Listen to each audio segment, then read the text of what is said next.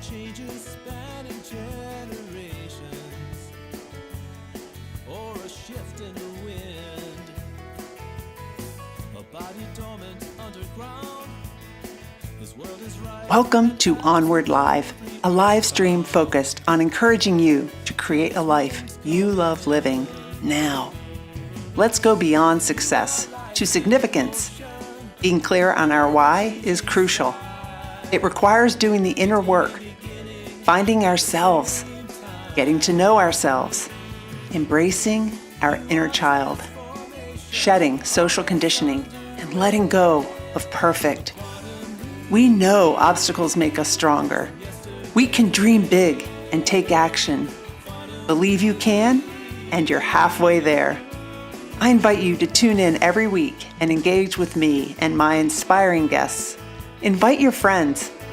Let's make time for what matters most in our lives. Let's move onward together. Hi, everybody. Well, hi, James. I see that you're watching. Thank you for joining me tonight. I've had a couple of weeks off from live streaming. I went on a trip with my grandson. We went to Denver, visited my daughter, and it was so much fun. He's just turned 6. He was 5 when I had him. And I just love spending time with a 5, 6-year-old and seeing the world through their eyes. We went up to Pikes Peak. We saw dinosaur tracks, and it was just a reminder of who we really are. We're still like that 5-year-old at the core if we can get rid of, all of these limiting beliefs and things that we've started to learn when we were, I think, going to school. I don't know. He's entering first grade, so it'll be interesting to see how he changes this year. And so anyway, I'm going to bring in my guest, Hillary. And Dr. Hillary Webb is a cultural anthropologist, and she's a mixed media storyteller with a focus on theater anthropology and cross-cultural perspectives on human consciousness. And Hillary describes her work as experience how we make meaning of this wonderful, terrible, ecstatic, startling, and often absurd world in which we live. And that's so true. And Hillary, I'm glad that you're here to join us. Oh, what happened? I don't know. That is weird. This is cool. Which side would you like me on? Oh, I know. I have to do that. Nice. And I'll switch you over to this side. There we go. Yeah. You can tell I've had a week off, 2 weeks good. off. It must have felt great. That must have felt great. Yeah, it really did. And I was thinking that you probably would have something to say about what I just said about what it's like viewing the world from a 5-year-old's perspective. Yeah. Well, I mean, I don't have children, so I can't say except very kind of... Actually, even more than a 5-year-old's perspective, I've even been thinking a lot lately about what it was like to be an 18-year-old. I think for me, because it's easier to recall in memory, the things that struck me when I was 18, I think that's such an exciting time because you're really finding out who you are beyond what your parents have given you, what you've been taught. And the world becomes so magical in the sense of your, at least I certainly remember things that I'm like, oh, there's this in the world? Oh, yeah, I'm happy to be here. How cool. I can't remember 5 so much, but 18, yeah. Yeah. Well, I think, 5 is just kind of innocent and curious about everything. And, a lot of the times it's, seeing things for the first time that we're already really like over, like going on an airplane, Right. Oh, it's exciting. We're in the air. One day I was on the plane, about a year or so ago, and this 40-year-old man was on the plane. We were flying from Charlotte to Charlottesville, and to Richmond, I think. He was so excited to be on the plane. It was his first time at 40. Wow. And it was just so cool. Like, yeah, we're taking off. Yeah, we're landing. He had his recorder out and everything. How cool. Yeah. Sweet. Yeah.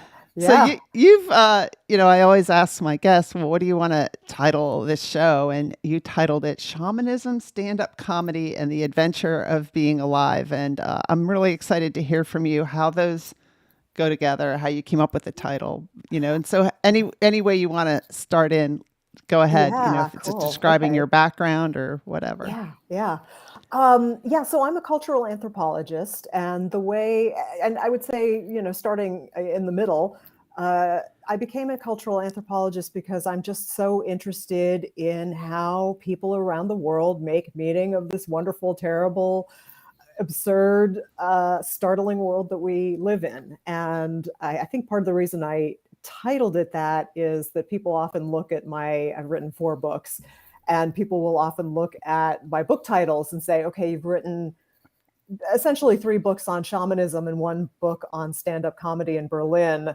How did you get from shamanism to stand-up comedy And you're in an Berlin? anthropologist. Yes, yes. Okay. And I don't do stand-up comedy. So my relationship to the stand-up comedy club in Berlin was completely from an anthropological and personal connection to it. And I can certainly talk about that story as well. But just looking at those 2 things in sort of a broad view, I'm always, one of my passions with what I do is that I'm always looking for interesting ways that people are making meaning of the world. So, I grew up in Salem, Massachusetts, which some people may be familiar with as sort of the historical site of the Salem witch trials. Mm-hmm. And as a child, it's a very exciting place to grow up for me because it was very much open to other ways of knowing. The bookstores were full of books on witchcraft and psychic phenomena and that kind of thing. And I was raised in a non-religious household, so I sort of had this sort of like blank slate in a way, as much as any of us can have a blank slate, which is another story. But yeah, so I've just always been really interested in what we human beings are capable of and what our potential is Yeah.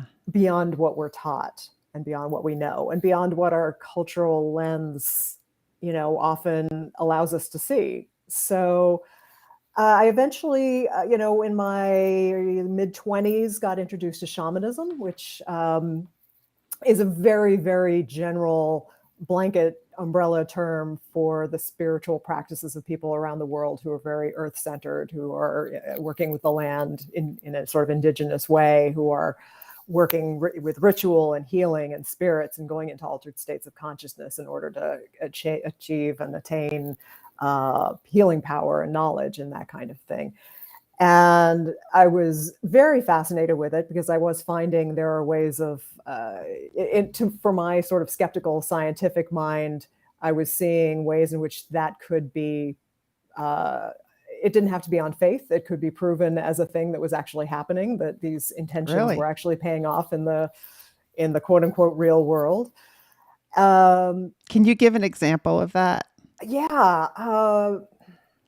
Well, for example, one of the things that has become part of core shamanism, which is a distillation of shamanic practices from around the world, a man named Michael Harner kind of took what he saw as the main practices that are typically practiced amongst shamanic traditions and distilled them kind of down into one sort of Americanized version. And one of the things that one does in core shamanism is shamanic journeying.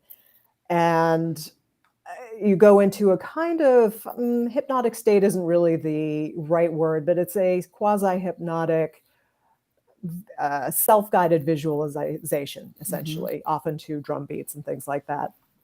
And I remember being guided through a journey in the woods, and the instructor said, okay, now go down this particular path that we'd all had seen the beginning of, but had not been to the end, and go to the end of it in your mind and tell me what you see. And I was kind of like, okay, in my mind, walking down the path. And in the middle of this path was a shell, an oyster shell. And I'm like, in my rational mind, I'm like, well, that can't be, because why would there be a big oyster shell in the middle of the woods in New Jersey? And then, after we came out of the shamanic journey, he said, okay, go down the path. And sure enough, there was the shell that I had seen. So What? You went down the actual path and there was the shell? And in actual practice, there was the shell. And it was one of those things I have to always remind myself that actually happened, because it's so easy for the logical mind to go, that couldn't possibly be. Yeah, that's what my mind says. And you'd never been on the trail? No. So, that was exciting to me. It's not like, it's something I've recreated a couple times, but it's not something I feel like I can recreate on command. Mm-hmm. But, and so whatever that means, which I'm not ascribing any particular ontological viewpoint about what the significance of that is, but it happened. Yeah. So, it's that kind of thing that I find very exciting and interesting. So, sort of skipping ahead, when it came time for me to do my doctoral work in psychology, I decided to focus on psychological anthropology. I went to Peru and spent time down there looking at the concept of Yanantin, or complementary opposites, as the sort of philosophical basics of the Peruvian worldview. And in the Western world, we tend to see opposites as being in an antagonistic relationship, in a battle, whereas in the Andean tradition, it's a dance rather than a battle. And so I wrote my third book on the concept of Yanantin, and how these ideas that come from cultures that are quite different than the Western culture I was raised in, has kind of a beautiful way of navigating relationships. And having sort of been taught in the battle mentality, to be shown a way of engaging with the world where antagonistic relationships can go through a 4-stage process to go from this battle to a dance, to a sort of a unified relationship in a really harmonious way, is really exciting for me. And something that, just being an anthropologist, I feel it's a really exciting opportunity to travel around the world and gather tools for our toolbox, because we do get so locked into our cultural perceptions of how things are, what a problem is, what a solution is, that the diversity of ideas and ways of engaging with the world is so important and so necessary for us to open up our minds to.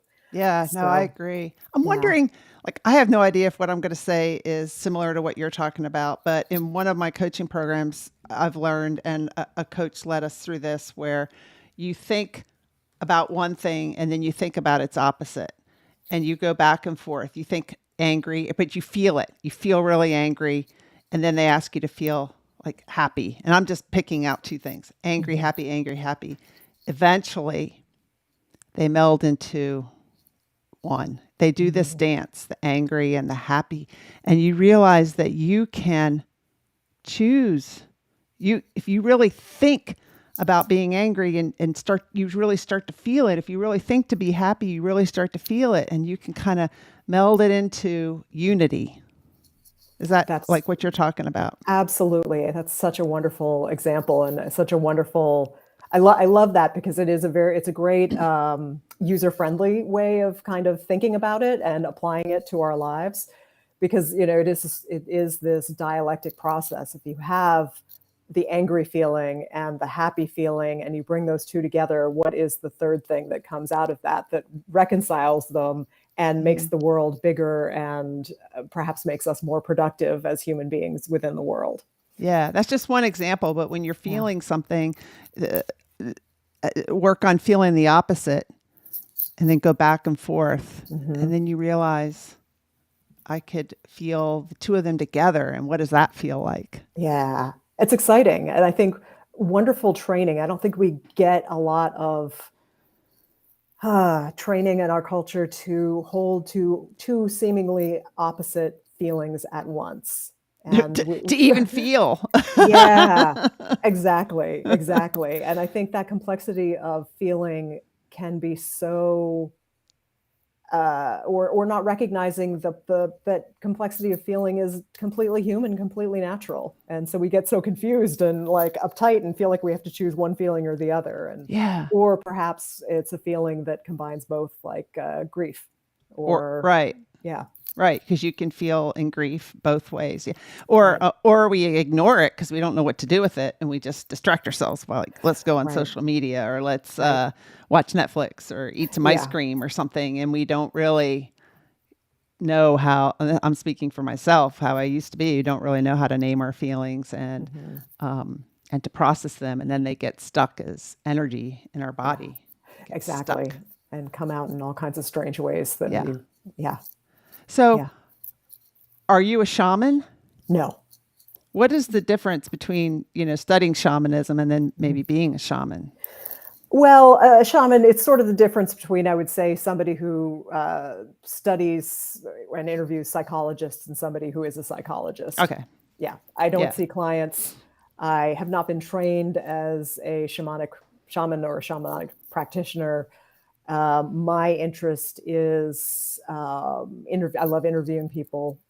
I imagine you feel the same because it's this opportunity to, say, hey, what's your life like, and who are Yeah. you? I And learned from all my guests. Yeah. yeah. I have to say, I've never had a boring conversation or a conversation that I haven't gone away with some little, like, even mini aha moment talking to people about, Yeah. what gets them enthusiastic about the world. So you have a master's in consciousness studies. Mhm. Like, what are the kinds of things you study? And first off, maybe even just describe what's your definition of consciousness. Yeah, I have a definition of consciousness that I have not memorized, so I won't try to because it's fairly, um, I mean, for me, and again, if you ask me this on a different day, I might even have a totally different answer. I tend to think of consciousness as the filter through which we acquire information, and Hmm. our consciousness can expand so that we are able to bring in more information, or it contract so that we can really get stuck in one way of looking at things. A part of my Yanantine work for the book included going into ceremony with some Peruvian shamans and using the mescaline cactus San Pedro to have an experience of this concept of complementary opposites. So that's sort of one way in which your filter can be slightly disrupted to expand so that new information is able to come in. It's not for everyone, and it's not the right tact for everyone, but I was in good hands, so I went for that option. Yeah. Well, what do you mean using the cactus? Like, what did you do with the cactus? Well, I'll start the story by saying, when I got to Peru for my first fieldwork trip, I met with the shaman Amado, who I talk about in the book. And I sit down with him in the plaza and I pull out my notebook like a good Western PhD student Yeah. and go, okay, can you please define Yanantine? And he smiled and he said, well, out of respect for it, I don't define Yanantine, but may I suggest that you download it from the Cosmos instead? And of course, I'm going, yes, but how do I cite that? And what he meant by that was, rather than, and he did define it and he did talk, in an intellectual sort of way with me about it, but he said, in order for you to really understand it, you need to have an experience of it. And one of the tools that they use for the acquisition of knowledge and new understanding is San Pedro, which is a mescaline cactus. And it gets boiled down to a very goopy drink. And then we would go into ceremony and have 2 to 3 to 4 cups of it and sit back and let the world expand and let Wow. the world have its way with us. And why can't the world have its way with? Can the world have its way with us without relying on a cactus or whatever else that people use? How do you get Yeah. in touch with that? Because we do have access to it, right? Even Mhm. without that, or I Yeah. think. Yeah. But I Yeah. don't. Oh, absolutely. It's psychedelics tend to be a bit of a rocket ship for good and for ill. Mm-hmm. I think they absolutely have their place, but certainly not the only way that people can get there. And everybody has their own kind of key doorway through to that. And some people, meditation is where it's at, Mm-hmm. music. Mm-hmm. Um, yeah, I mean, I think that people have all kinds of playing music, listening to music. There's this kind of all kinds of ways in there. It really comes down to, I think, in the end, just getting out of routine and being quiet and being open and trying to be aware and doing your best not to get distracted by everyday life, by what's in the Yeah. refrigerator, by your to-do list, Yeah. which is why it is so nice to go away and have, on any kinds of retreats, or even if you're on vacation, sitting on the beach and just not even reading a book, just listening to the ocean waves. Yeah, just being. And so I used to have a really hard time doing that because it was just impossible. So I had to do a lot of work on myself, and I realized, that I tend to achieve for feeling good enough about myself, or to avoid my feelings. I stay busy, and all these things I've kind of learned. And I used to think that I couldn't slow down like that and to just be, and now I can, and it feels really good. So I just encourage anybody who thinks, well, I can't do that. You can. It takes some practice. You may not do it, right away, and you may not be able to do it for 5 minutes, but maybe for a minute, 30 seconds, and then you just kind of work up to it. But it takes an intentional decision, and being intentional about it too, because it's so easy to get wrapped up in the world and be busy and not set aside time to be. Yeah. So true, to our disadvantage. Yeah. And is that just in the United States for the most part? Oh, I think it's everywhere in different ways. Yeah. I don't think there's any culture that doesn't have their own distractions. But some cultures have made more of a habit of being still and quiet. I can't think of exactly what culture this is, but I know there are certain cultures at dinner time you don't talk. You should not talk while you're eating. Yeah.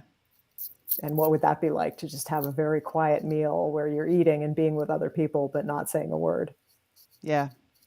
Well, I'd like to thank everybody who's chiming in here. If you have any questions for Hillary, please post them. Shannon, thanks for joining. James. And we've got, likes my ink. Thank you. Yeah, Thank James you. likes your ink. We've got Gina here.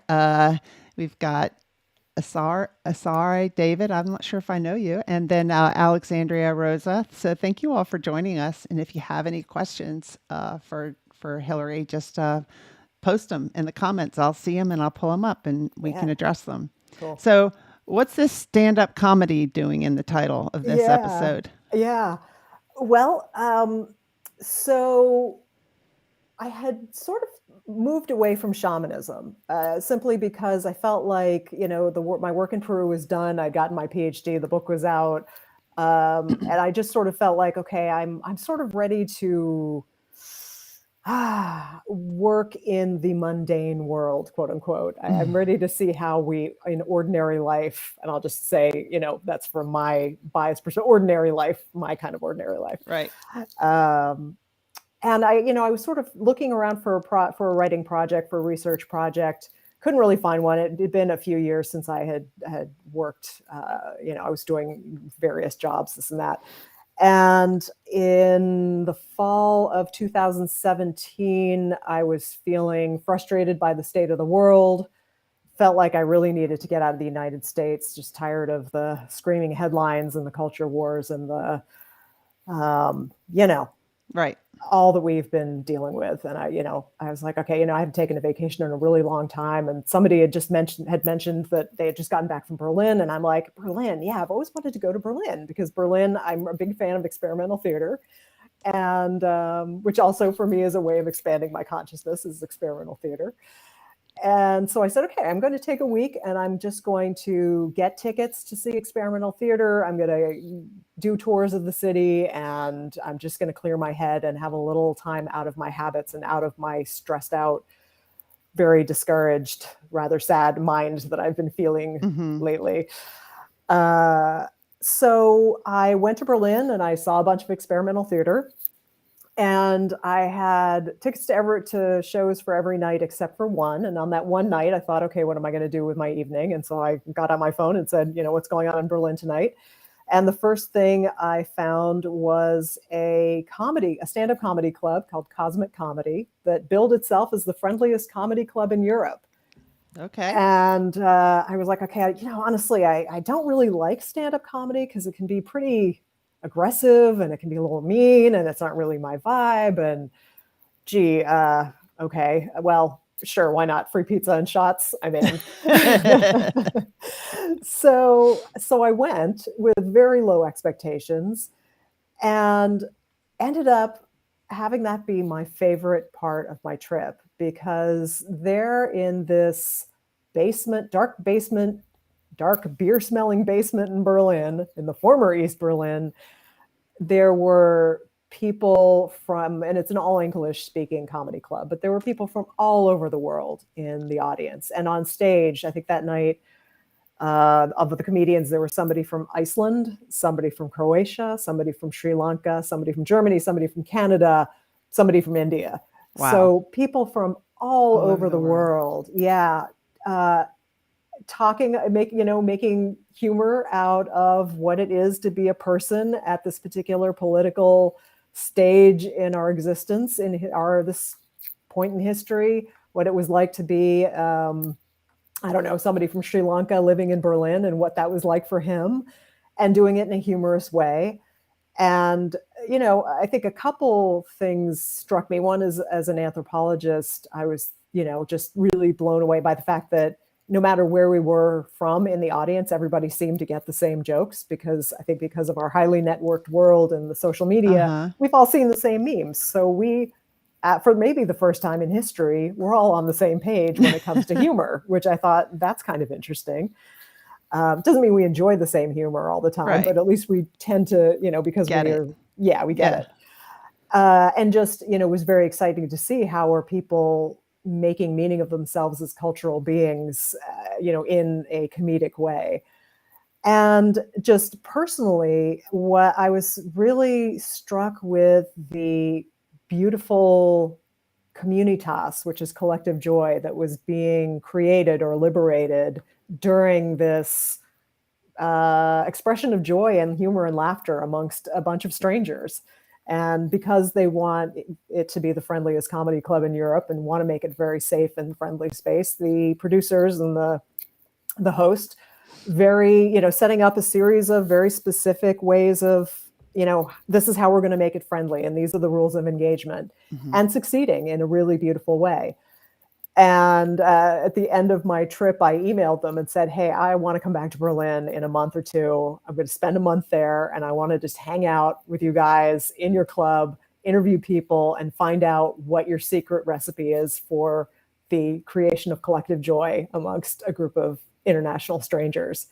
So I ended up doing that for 2-3 years, writing a book, and then recently had that published this year. So that decision to do something on a night you had off in Berlin led you to write a book, The Friendliest Place in the Universe, Love, Laughter, and Stand-Up Comedy in Berlin. Yeah. That's awesome. So much fun. Yeah. Yeah. And there again, getting the chance to talk to the comedians who have such different life stories, and finding out what it is about humor and their experiences of, what is it to be an American living in Berlin? Was it to be a Croatian living in Berlin? And also diving into some of the darker stuff, like what is the shadow side of collective joy? And that all comes up in my book as well. Okay. Yeah. Because you went over there because you were like really frustrated with the political climate, the way everyone was yelling at each other and stuff in the US. And you found a place where, despite all the differences in backgrounds and things like that, everybody was friendly and laughing. Yeah.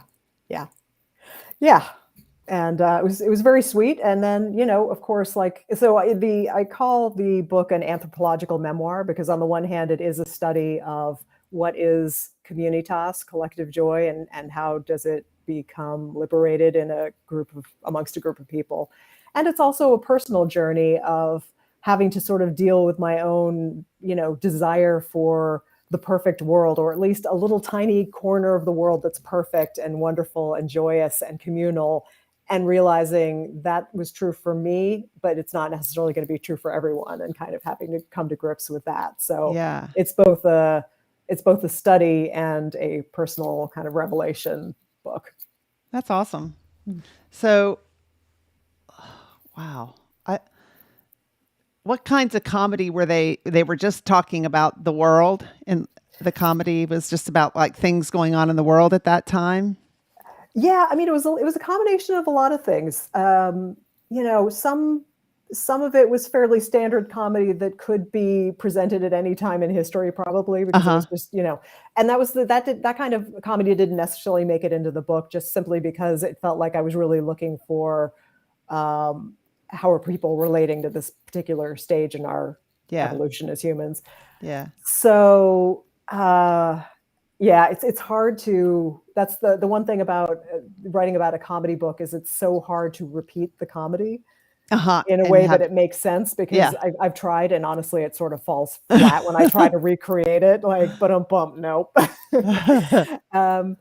But, people talking about Brexit and laughing, although, laughing about how, well, I may not be here in a year because of Brexit.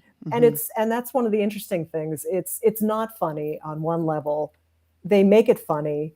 And, talking about that complementary opposites and that kind of dialectic in the funny, not in between the funny, not funny, or when funny and not funny combine, for me, what was born out of that was a great sense of empathy that I couldn't have experienced watching CNN and hearing the statistics about Brexit. I could have a sort of intellectual understanding of how that might or would affect somebody. But hearing the comedians, for example, commenting on what it's going to mean for them in a humorous way, made me go, oh, okay, this is how it, I came to care about them. So then I really came to care about what this meant for them as people. Yeah. Which goes to show that I think it's really important for us to get out and talk to people that might not have our same point of view, or that might have a different background from a different country, instead of assuming what they're thinking or what they stand for and why, without even really talking to them. Let's really start conversations. And I think when we do that, we find that we're more alike than we are different.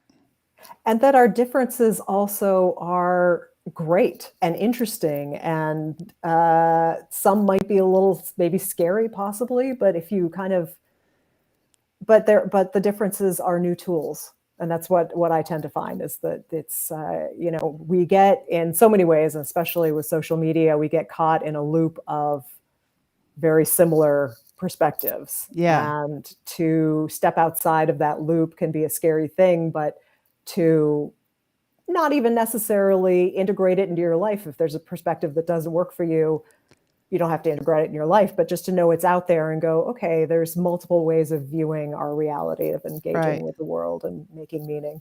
It's kind of helping you understand consciousness more, because it's like you said, consciousness is kind of the filters, the way we look at the world. So it's expanding the way you might look at the world, because you're opening up.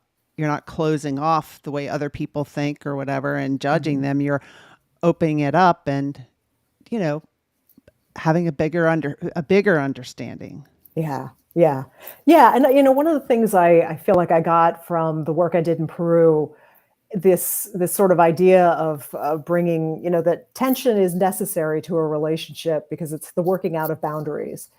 And what I took away from that was I take things much less personally now.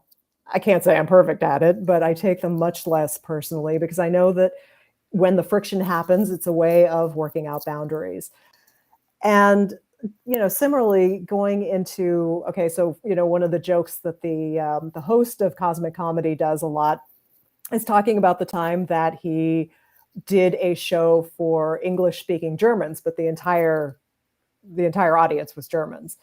And he was talking about, and I'm doing my best stuff, and they're just standing there. They're just sitting there looking at me. He's like, and at the end of the night, I said to the promoter, man, I'm so sorry. You don't have to pay for me. You don't have to pay me. I clearly I bombed. And they're like, no, what are you talking about? They loved you.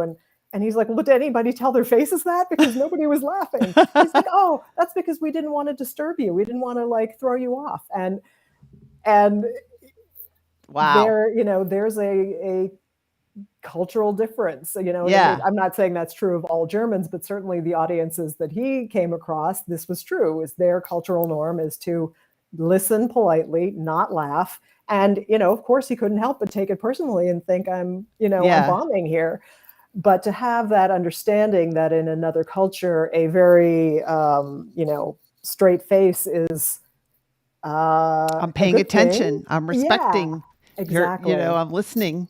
Yeah, My eyes are yeah, on you. yeah, That's interesting. And so maybe at a bigger level, all of this, these disagreements politically and whatever else going on in our country, in the world, on a bigger level, is we're working things out. yeah.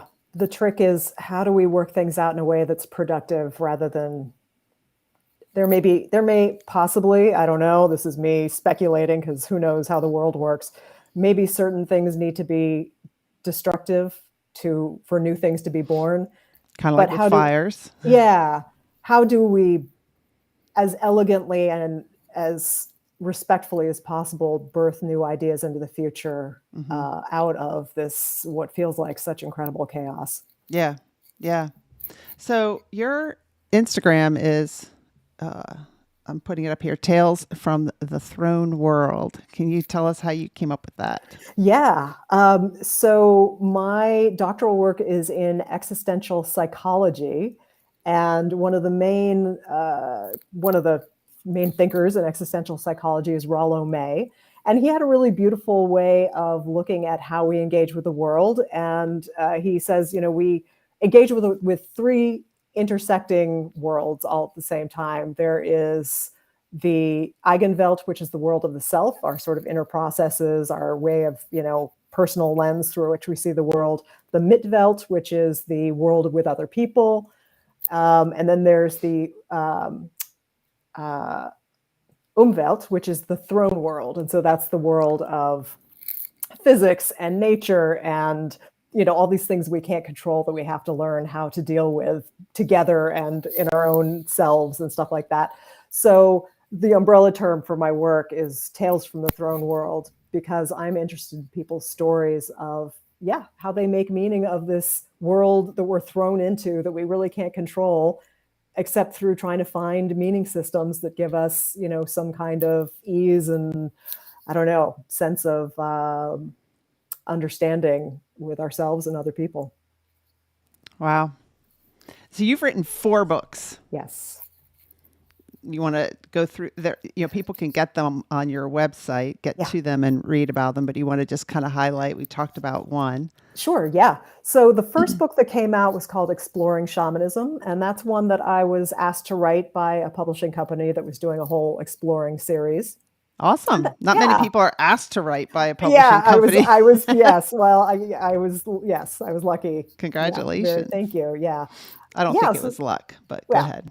I knew some people and they knew what I like to do, and I do love to write. Yeah, so that is a very short overview of just some of the basic concepts of shamanism as a whole. And again, I'm using shamanism in a very broad kind of way. The next book is called Traveling Between the Worlds, Conversations with Contemporary Shamans. And that was an exploration I did in the early 2000s. I had been studying shamanism and taking workshops, and I'd gotten to a place where I was like, okay, I've spent all this money and time studying shamanism, but why again? What's the point?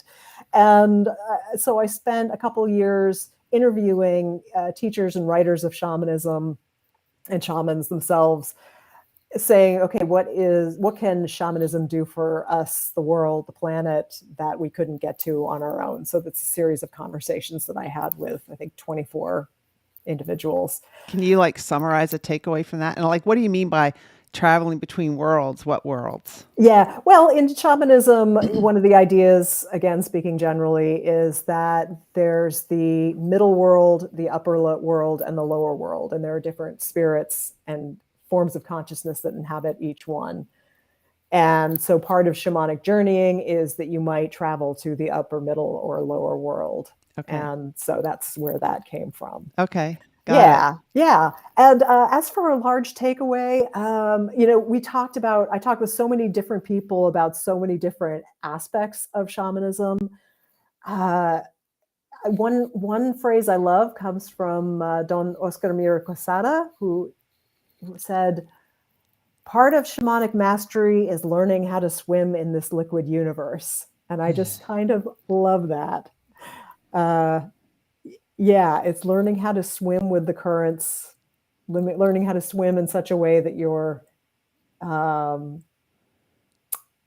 able to go with the world instead of drown, Yeah. which I thought was really lovely. And one of the similarities I saw between traditions again was this idea of the polarities are seen in such a softer light than in our Western perspective. It really is there was so much room for gray area, and each season is respected for its, and I'm saying that like literally and metaphorically, each season is respected for what it brings to the planet. So, winter and summer might be opposites, but each one brings something important. Yeah. Wow. Yeah. And And then the third one was, and I've got actually a copy of that here, which Yanantine and Macentine in the Andean world. And then The Friendliest Place in the Universe. Wow. And they're all pretty thick books. Yeah, somewhat. But I like to think that they're, I always tell people with Yanantine and Macentine in the Andean world, I swear it is more interesting to read than the title implies. I mean, did you always like to write? Does it come easily to you? Like some people, like, do you have to like really discipline yourself to write, or is it just kind of flow out when you sit down? It doesn't always flow out, but there's really nothing I love more. It gets me out of bed in the morning because, Wow. I mean, it's not like I sit down and wonderful stuff comes, out of me, not in the least, but yeah, it is the way I express myself the best, I would say, for sure. It's the way I'm being an introvert. That's certainly the way I feel most comfortable expressing my ideas. And I would say the thing I love about writing books is that I've never written a book because I knew something about a topic. I write books because I want to learn something about a topic. Yeah. And so hopefully it comes across, certainly, for the reader, we're learning it together, and I'm kind of walking along with the reader. It's usually something I have some background in, but yeah. Yeah, but you interviewed the shamans, you were learning from them. You're like kind of like me with my podcast. I'm doing it, but verbally, I'm learning with you by talking with you. And then with the comedy club, you went back and interviewed them and actually learned it and wrote it. Yeah. You didn't know everything. Oh, Right. I love that. Yeah. So you're a professor though at Goddard College in Vermont, right? That's right. But you live in Maine. Like how far is Vermont from where you? To get to Goddard takes about 2.5 hours for me. Now, Goddard is a low residency program. Okay. And I teach in the master's program. That's actually where I got my master's degree. I was a consciousness studies student at Goddard College, and now I'm the consciousness studies coordinator at Goddard College. And going to Goddard was one of the best decisions of my life because in the graduate program, at least, you come in with whatever you're passionate about, and all bets are off. You can more or less study whatever you want. And rather than coming in with, like, we don't teach classes at Goddard. So my role as a faculty member is advising students and mentoring them one-on-one and helping them move through their 4 semesters from 0 to master's degree. And our really only requirement per se, but it's a big one, it's a big requirement in its own way, is that we ask students to come at their topic from knowing, being, and doing. Ooh. So the knowing is the intellectual stuff. So you need to know, what are the conversations going on about your topic out there? What are the main thinkers saying? What are the arguments? What are the pros and the cons and the disagreements and the this and that? So you have to know the knowing. Then there's the being, which is, okay, why this subject? What does this mean to you? How are you emotionally engaged in this? And what biases do you bring because of that emotional engagement? And what power do you bring? And what new insights do you bring because of your, love of this topic? And then the doing is, okay, so in what ways are you going to take your knowing, your being knowledge and take it out into the world and influence the people around you and make the world a better place, let's say, or at least your part of the world? And that is a really, really powerful combination. And I've seen some extraordinary creative work come out that I don't think could ever be done in a traditional university, because traditional universities have a certain, not all, I don't want to paint all of them with a broad brush, but Goddard sure does allow for such holistic creative thinking. Yeah, there's a lot of introspection in Yeah. that. Yeah. Instead of just kind of, I mean, not just, but instead of documenting what you've learned by interviews or things, it's also looking at yourself and it's like different filters of looking through the topic. Yeah. Yeah. And you're not, requiring people to look at the topic from their thinking brain, their left brain, and their creative side, their right. Yeah. Both using Yeah. all of their brain to do it. Yeah, which is so much fun, because I don't know, I can't speak for someone else, but I have to say I hated up through college. It's amazing that I went on to get my master's and my PhD, because I hate dissociated information. Like, I've always been very stubborn in the sense of, if I don't know how this is going to apply to my life or Yeah. make my world better or make other people's world better, why am I learning this? And so I Right. can be very kind of stubborn about that. So Goddard going there was just a tremendous, wonderful affirmation of knowledge that is holistic and does expand beyond just, regurgitating facts and figures and so on. Yeah. When my son he went to a boarding school for a few years in high school. And one of the things that they started doing, and it seems to me like more educational institutions need to do this, and maybe they are, I don't know, but it's like if you're learning geometry, they also built a canoe. You kind of learn how geometry might play into that. Or maybe when you're going out in nature, you're looking for geometric shapes out in nature and maybe journaling about it. Or when you're studying history, English is the English topics is also like people who wrote during that time. It's kind of like holistic, and because they said, you're never walking down the street and a math problem pops up at you, but it's, they learned how to study data from the river, and they were taking like measurements of temperatures and stuff. They would study the data, but the test was interpreting stock market data or something like, another kind of data. So it's like, because remembering things isn't the way of learning anymore. It's learning how to apply things. I'm really happy to hear that. I'm sure education's probably come a long way since, I was in college in the 90s. So I think that's great, because shouldn't we know why we're learning things and how to apply them in real life? Yeah. Really nice. Yeah. I always wondered that too. Yeah. Yeah. Especially when it came to, I still don't understand like calculus, physics. Why do I need to learn that? I didn't have to, but right. Yeah. my son does in his job, and he learned it. So anyway, so you say you value pulling back the blinders because you want to understand, engage in the world in the purest way possible. And so you aim to expand your perspective by seeing the world for what it really is, not just the limited view that we have as an individual. And that's what you did when you went to Germany, and when you go and interview these people. You're learning, like, you're not you may come with some preconceived notions, but then you're being open to expanding your view. Yeah. I mean, that's always my goal, is to just, what am I not seeing? Where am I stuck? Where am I getting in my own way? Where is my, family, culture, personal, whatever biases getting in the way of, having a pure relationship with, the person that I'm sitting across from.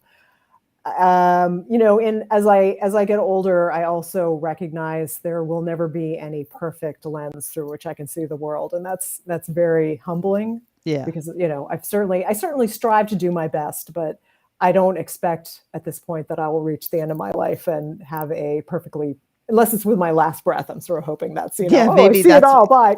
Yeah. Your last breath, you're like, wow, that's what it was all about. Yeah, exactly. That would be awesome. Yeah. But I think that more of us need to do that, because we tend to, like we talked about earlier, just get caught up in the day-to-day stuff and never really take time, or don't take enough time to reflect and to really, we are taught to watch what we put in our mouths when we eat, but are we really protecting what we let come in our ears and our eyes? Right. And into our brain? Yeah. And boy, that feels like there's more and more of that stuff that maybe we need to exercise out. And, learn how to be gentler with each other and more understanding. And, we all have our biases and our blind spot. And I think, many of us, most of us, I don't know how many of us, we're trying to do our best. And I think one of the things that I certainly learned, in my Berlin work and my Peru work is just the power of empathy and being able to, like I said before, not take things quite so personally and allow another person to have their experience. I don't know, I could say that better, but I think there's something about the need for gentleness that I'm really feeling lately. Yeah. Yeah. So you wrote here that, you studied existential psychology, and that has helped you live with less frustration and anxiety. And how is that? Is it tied to what you just said about accepting? Um, Probably in some ways. I will say I came to existential psychology after having been somewhat immersed is maybe not quite the right word, but having spent quite a bit of time in the sort of spiritual, let's call it, say, New Age circles and things like that. And I had found myself frustrated often because I think, and this is not always, but in certain spiritual New Age circles, there's this idea that you could, even if it's not completely conscious, that you can control every part of existence, that if you will it to be, you'll have it. And if you don't have it, you're doing something wrong. You're clearly not drinking enough carrot juice or saying your mantras. And, I don't mean to make light of it, but I know. there was an element of that I found, blame the victim kind of mentality that I found. Let's just say when a friend of mine came crying to me because she had cancer and people were telling her she didn't have a positive enough attitude and that's why her cancer had come back. I started looking for new ways of being.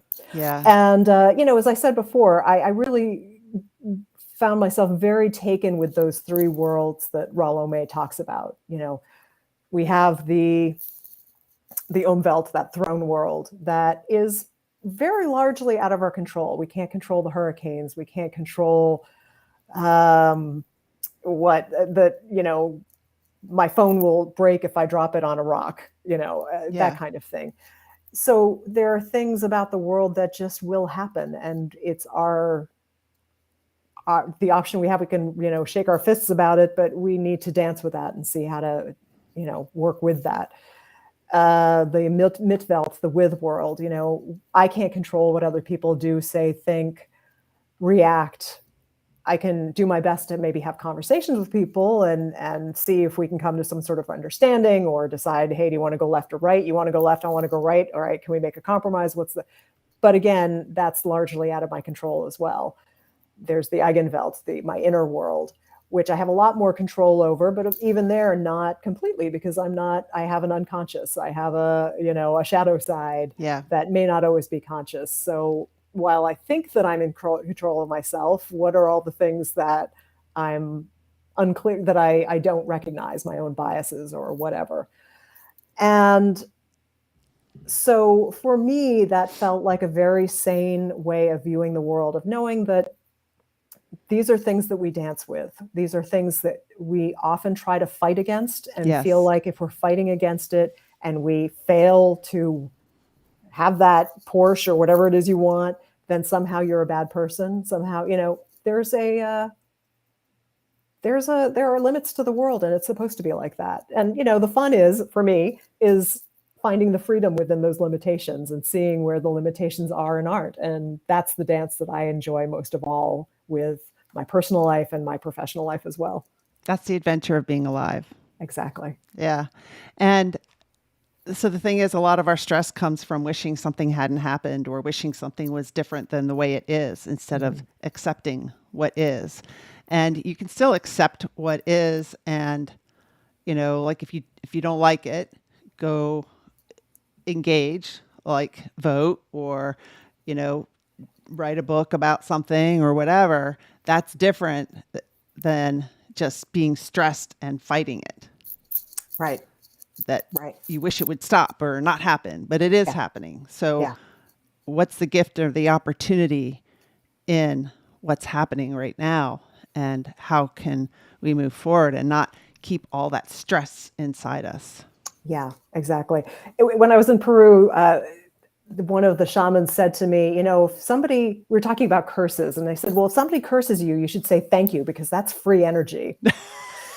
And I'm like, well, that's a thinker. And, the way I take that, I think more or less how they meant it is that, you don't have to accept that curse within you. You can find how that energy can be transmuted into something that's Yes. able to go out in the world and make a difference in a positive way. Oh, I love that. That's a great Yeah. way to end it. I want to put up here again your Instagram, which is Tales from the Throne World, and your website, which is basically your name, HillarySWebb.com. And then people can email you to Hillary@HillarySWebb.com. Yes. Yeah. And I love hearing from people. So always happy to be in touch with folks. Yeah. All right. Awesome. Thank you so much for being on the show, Hillary. I really Thank you. appreciate it. Wow, lots of fun. Thank It you was for a great having way me. to come back from being away for 2 weeks. And Cool. I'm going to show you a picture here. Let me see if it shows. I don't know how it's going to show. Yeah. That's my dog. That's where my dog was when I was on travel. I was with my son and my grandson in Denver. My dog's at a bar. And now they've used her picture to advertise bingo night. That's love Pearl.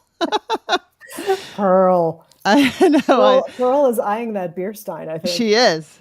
She is. So, my dog watcher, that takes care of Pearl, she's always sending me pictures of Pearl in some guy's lap or Pearl being hugged by somebody. I'm like, Pearl knows more men in Stanton, Virginia than I do. She gets out and around. So Nice. anyway, yeah. Cool. I just wanted to share that. Yeah. A little bit of humor tonight. So Sweet. thank you everybody who watched tonight. I really appreciate it. I know that there's so many live streams and it's hard to catch them all. I know that. I can't catch them all. Hi Russ, thank you for joining. I've missed your live stream a couple of times lately. So I appreciate everybody who joined in and everybody who listens to this later as a podcast. Thank you very much. And Hillary, I'll just put you in the green room and we'll wrap it up.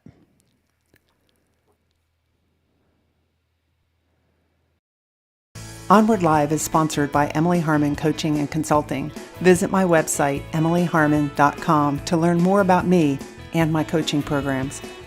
I'd love to help you create a life you love living. Remember, every adversity is our own personal university. Sometimes the lessons are difficult, and we must learn from our experiences. Vulnerability is your superpower. You are lovable and worthy. And we discuss these topics and more because professional is personal. Thank you for joining us and engaging.